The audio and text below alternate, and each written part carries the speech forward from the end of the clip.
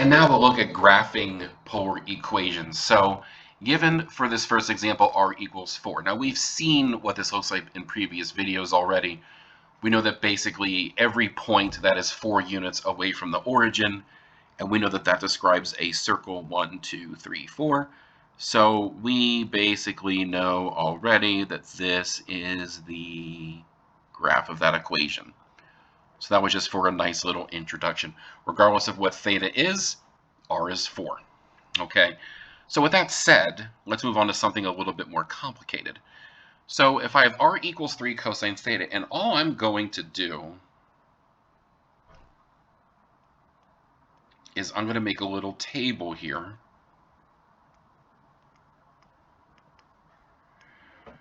I'm going to find theta, then I'm going to find cosine theta, then I'm going to find 3 cosine theta, which is r. So I want to be able to track the values of theta with r.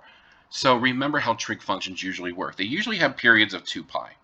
So I'm going to graph the important parts of that period, which remember was in increments of pi over 2 or 90 degrees. So when theta is 0, well, cosine of 0 is 1, cosine of pi over 2 is 0, cosine of pi is negative 1, cosine of 3 pi over 2 is 0, and cosine of 2 pi is 1. And we do expect that this graph would at least start to repeat itself every 2 pi units. Turns out there's a little bit more happening with this one. So that means 3 cosine theta would just multiply the second column by 3. So there we have that. So these are our r's. I'm going to highlight them in yellow. These are the r's, and these are the thetas. Okay. So the first point, 3, 0, in polar is actually the same as it is in rectangular. It's 3 units out, so 1, 2, 3, and at an angle of 0. At pi over 2, r is 0, which means I don't care what angle it is. I know I'm at the origin, so we're there. And then at pi, we're at negative 3, which means, oh, so if I incline, or if I go around to pi, but then I backtrack 3 units, oh, I'm back to the original starting point. That's interesting. So that means that possibly this graph is done when we go from 0 to pi. Now, how do we handle this? I'm going to pick a point between 0 and pi over 2. We use pi over 4.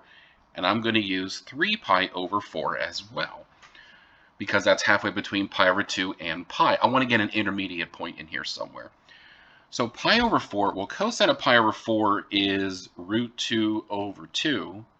So that means 3 of that is 3 root 2 over 2. Now, root 2 is about 1.4. So 3 times root 2 is about 4.2. So divided by 2. So at pi over 4, we're just beyond an r value of 2. So we're about right here. And if you look real closely, it seems like that's a half a circle, and it actually is. So this would be negative root 2 over 2, which would be negative 3 root 2 over 2. So if we incline to 3 pi over 4, we end up backtracking by the same amount, and like I said, just over 2. And sure enough, there is the polar graph. So just something to realize, the diameter here is 3. So if I have r equals a cosine theta, the radius is a over 2, because the diameter is 3. So that a is very telling here. That a is the diameter, which means the radius is half of that. And the center is, well, since the radius is a over 2, a over 2 comma 0, and just notice, if I look for the center here, that center is at 3/2 comma 0, so that all jibes, okay? So that's a little something about the graph of r equals some number cosine theta. It's a circle along the x-axis, which kind of makes sense because we think of x as cosine theta, and gee, I wonder what sine theta is going to look like. Well, that's in the next video, so I want to keep you in suspense a little bit, but stay tuned, and thanks for watching.